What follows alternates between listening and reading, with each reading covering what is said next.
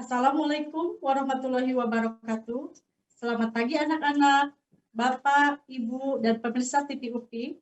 Apa kabar? Semoga selalu diberi kesehatan ya.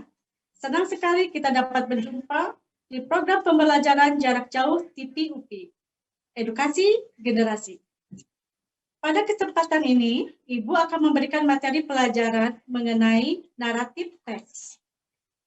Pada materi ini diharapkan kalian dapat mengidentifikasi, menjelaskan, menggunakan, dan membedakan fungsi sosial, struktur teks, dan unsur kebahasaan beberapa teks dalam bentuk naratif teks, serta dapat menjelaskan makna terkait fungsi sosial, struktur teks, dan unsur kebahasaan teks dalam bentuk naratif teks, dan menyimpulkan informasi dari teks dalam bentuk naratif teks. Baiklah, kita mulai pembelajaran hari ini dengan menyaksikan tayangan berikut ini.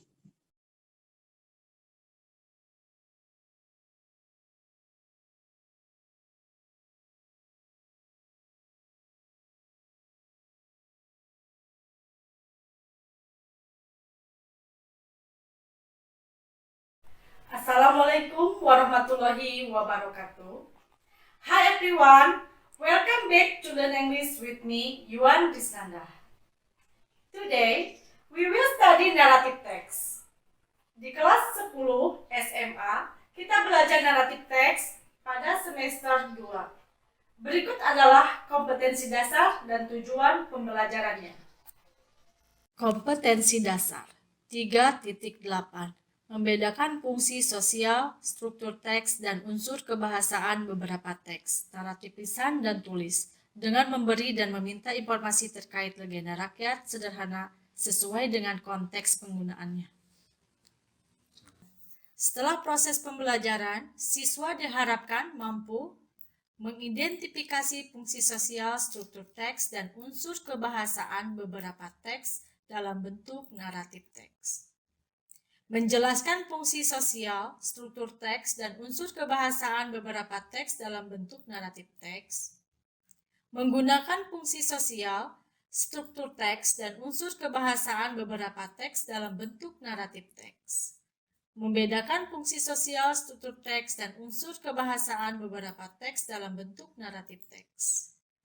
Menjelaskan makna terkait fungsi sosial, struktur teks, dan unsur kebahasaan teks dalam bentuk naratif teks.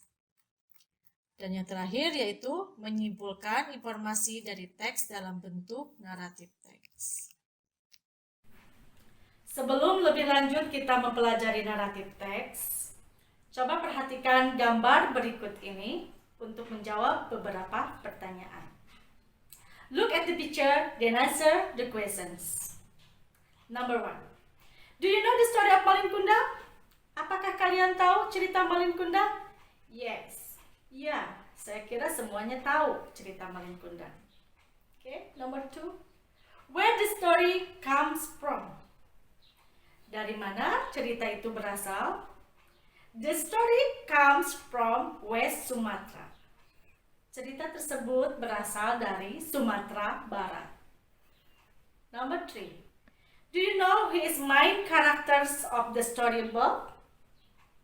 Apakah kalian tahu siapa tokoh utama dalam cerita tersebut? The main character of the storybook is Malin Kundang.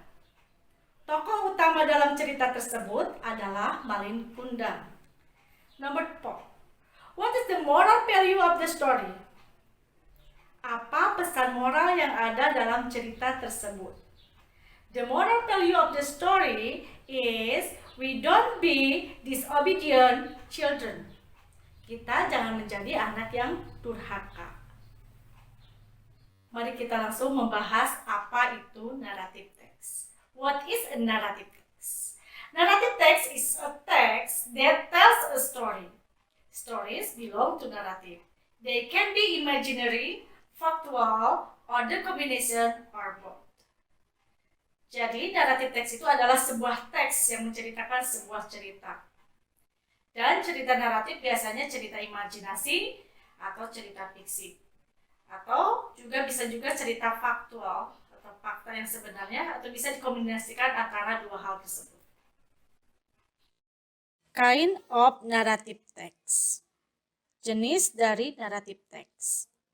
Fable, fairy tale atau dongeng, folktale, cerita rakyat, myths, mitos, legend, legenda. Fable is a story that features animal, plants, or parts of nature, which are given human qualities. For example, Lion and the Mouse, Wolf and the Sheep. Fable adalah cerita yang menceritakan kehidupan hewan atau tumbuhan yang berperilaku seperti manusia. Seperti contohnya, singa dan tikus, serigala dan domba. Fairy tales is a story for children involving magical events and imaginary creatures, for example, Snow White, Rapunzel, Pinocchio. Fairy tale atau dongeng adalah cerita rakyat atau cerita yang berisi tentang keajaiban pada tokoh ceritanya dan sering mengandung pesan moral. Contohnya seperti Putri Salju, Rapunzel, dan Pinocchio. Folktale is a story passed down from generation to generation orally, for example, Timun Mas. Folktale atau cerita rakyat sebuah cerita turun-temurun sehingga menjadi bagian dari tradisi suatu masyarakat yang diceritakan dari mulut ke mulut.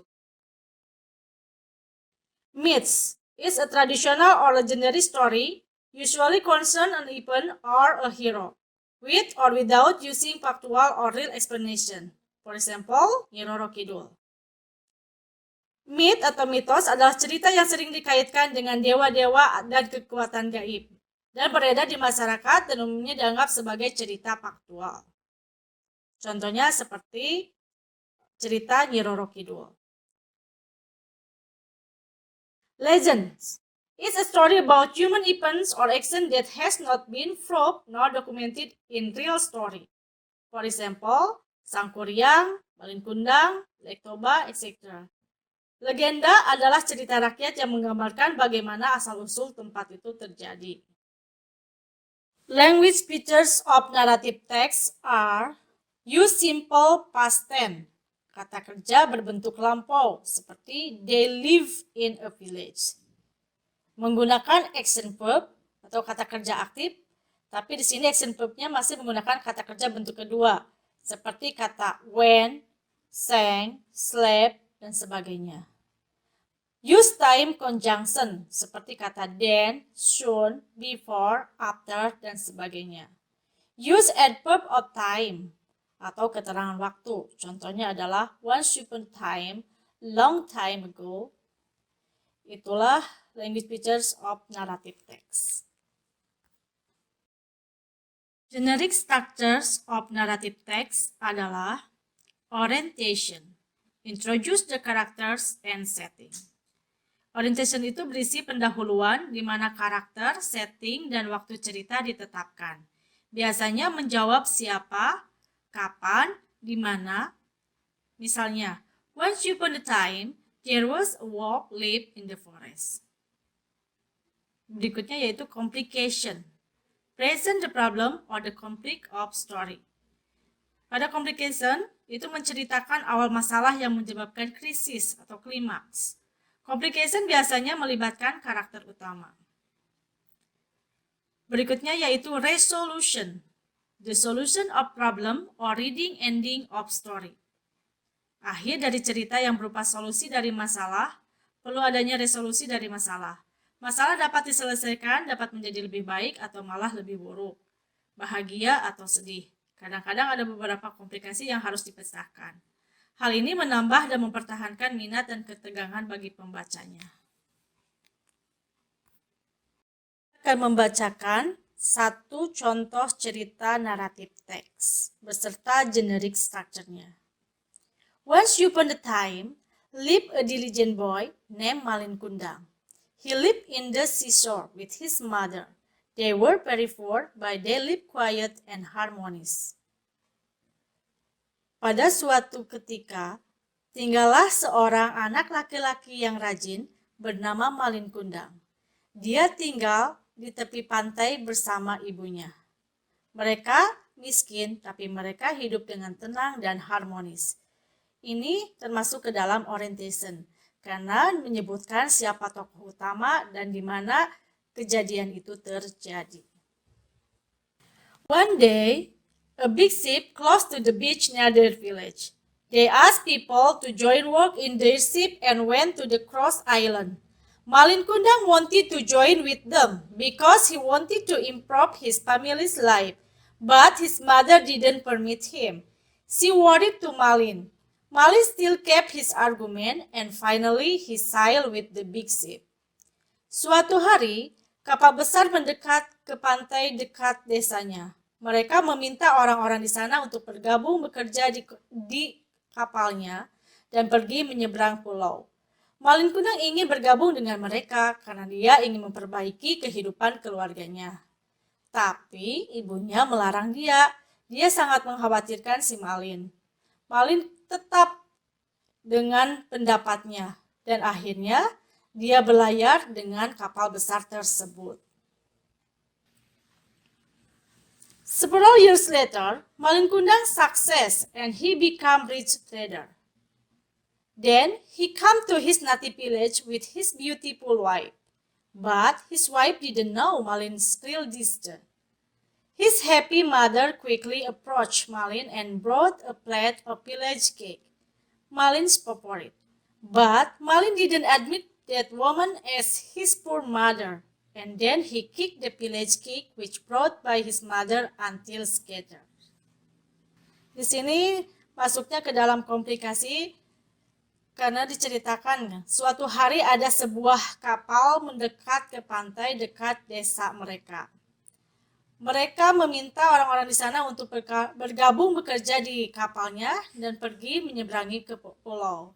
Malin Kundang ingin bergabung bersama mereka karena dia ingin memperbaiki kehidupan keluarganya, tapi ibunya tidak mengizinkannya. Dia sangat mengkhawatirkan si Malin. Malin tetap saja memaksa dan akhirnya dia berlayar bersama kapal besar tersebut. Beberapa tahun kemudian, Malin Kundang berhasil dan menjadi seorang pengusaha yang kaya. Kemudian dia kembali ke desa asalnya bersama istrinya yang cantik. Tetapi istrinya tidak tahu siapa sebenarnya Malin Kundang.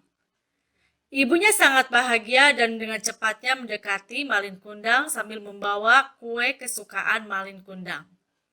Tetapi Malin Kundang tidak mengakui kalau wanita miskin tersebut adalah ibunya. Dan kemudian dia menendang kue yang dibawa oleh ibunya sampai berserakan.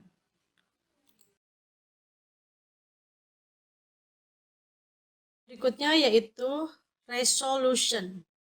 Akhir dari cerita yang berupa solusi dari masalah, dan dalam cerita di sini berakhir dengan cerita sedih ya, sad ending.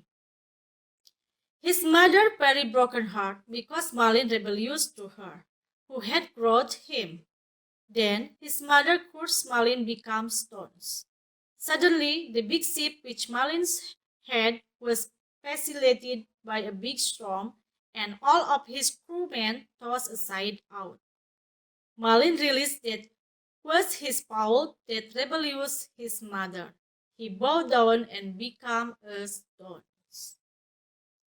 Ibunya sangat sakit hati karena Malin durhaka terhadap dia yang telah membesarkannya. Kemudian ibunya mengutuk Malin menjadi batu. Tiba-tiba kapal besar tersebut yang membawa Malin Kundang beserta krunya diterpa badai yang sangat besar dan semua awak kapal terlempar keluar. Malin yakin kalau itu adalah akibat durhaka kepada orang tuanya. Dia terjatuh dan menjadi batu. Itulah akhir dari cerita tersebut. Purpose of narrative text is to entertain or to amuse the reader and to teach moral lesson. Tujuan naratif teks adalah menghibur pembaca dengan cerita tersebut dan memberikan pesan moral. Now, please watch this video.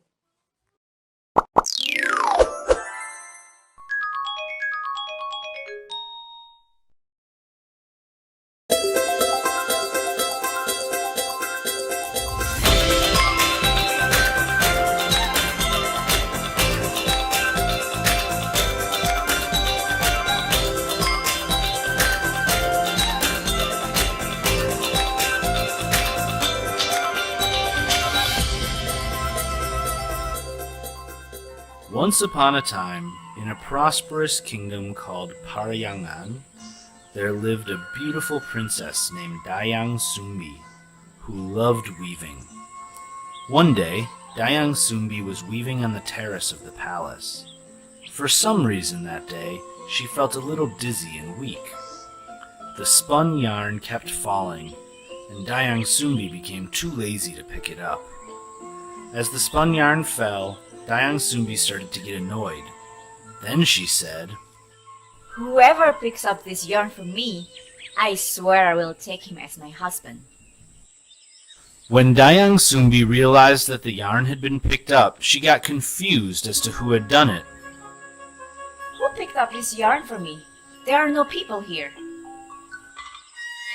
Dayang Sumbi was very surprised to find that the one who had picked up the yarn was Tumang, a royal dog who was famous for being loyal and powerful. I'm the one who took it for you, Dayang Sumbi. What? Are you Tumang? That means you will be my husband? Dayang Sumbi could not revoke her oath, so she married Tumang. As a result of their marriage, Dayang Sumbi gave birth to a baby boy named Sangkuriang. Tumang told Dayang Sumbi not to tell Sangkuriang that Tumang was his father. Dayang Sumbi, please don't tell our child that I'm his father. Okay, Tumang. I will not tell him. Sangkuriang grew to be a healthy, agile, and intelligent boy. Tumang always followed Sangkuriang wherever he went and taught him all the magic he knew. Come on, Tumang, chase me! Ha ha ha ha! Yes, Sangkuriang, I will chase you. Ha ha ha ha.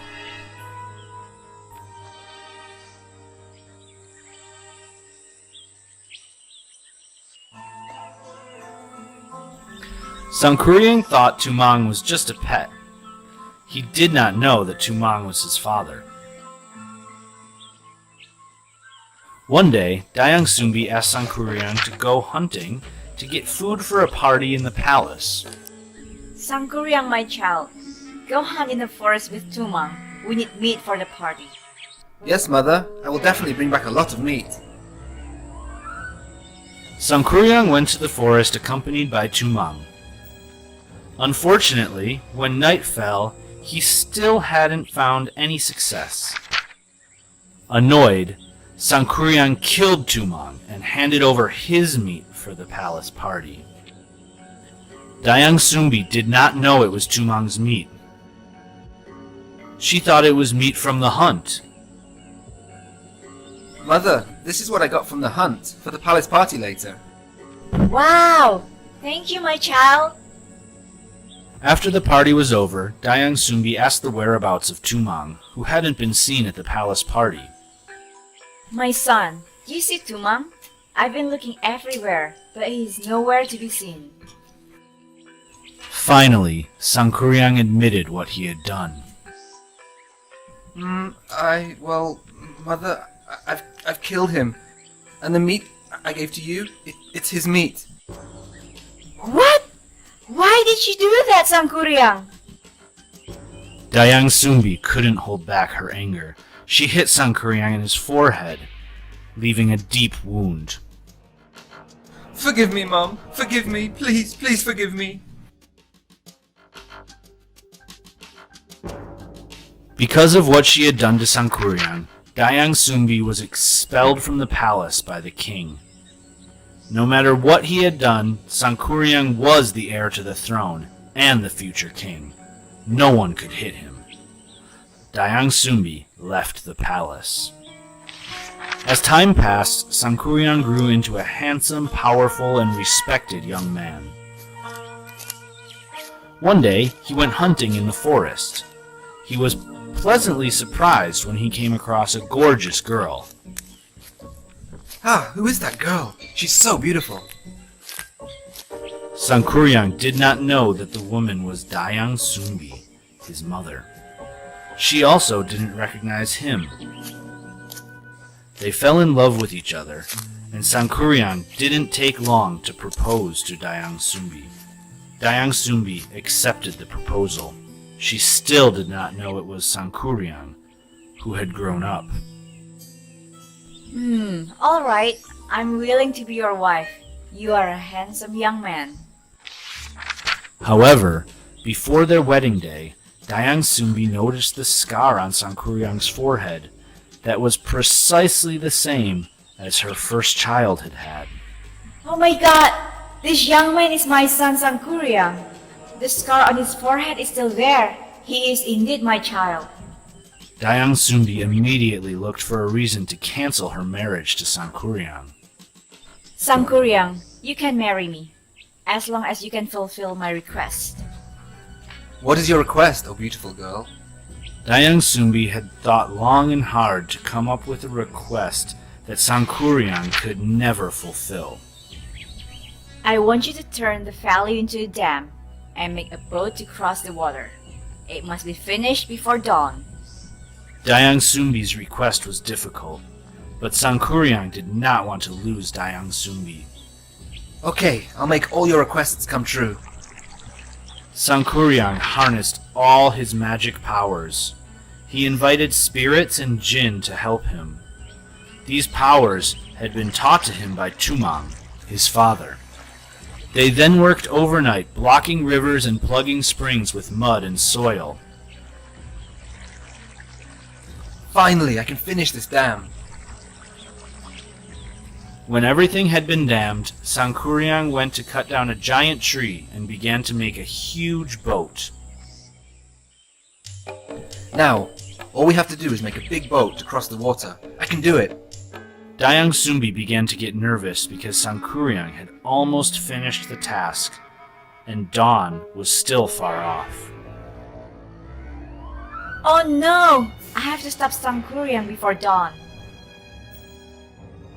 Dayang Sumbi prayed earnestly to God that Sangkuriang would fail. Oh God, how can I marry my own child? It is impossible. Please make the dawn come quick so that all the spirits leave and no one helps Sangkuriang to complete the boat.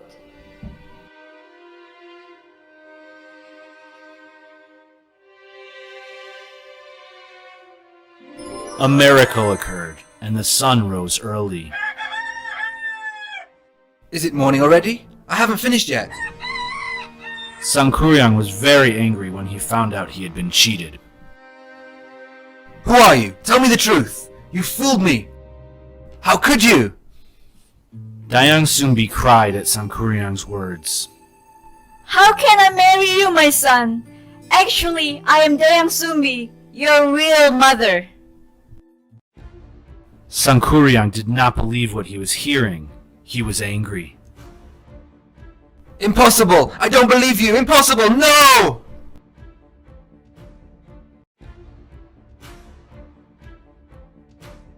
I am your mother, Sangkuriang, your real mother.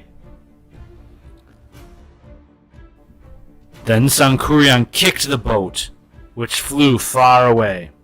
The boat came to rest upside down and turned into a mountain, which is now known as Tangkuban Perahu Mountain.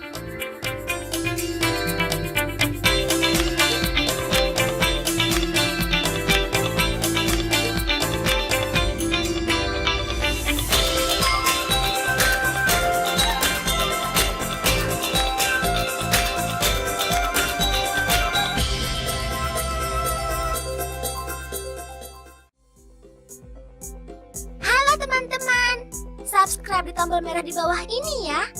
Like dan share juga di media sosial teman-teman. Dan satu lagi, isi komentar, usulan, atau saran juga ya. Terima kasih.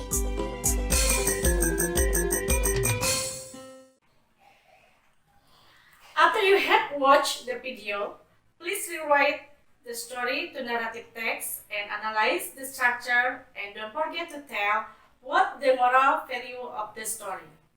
Thank you for watching me. Terima kasih telah menonton video pembelajaran tentang narrative text. Semoga video ini bermanfaat. Wassalamualaikum warahmatullahi wabarakatuh.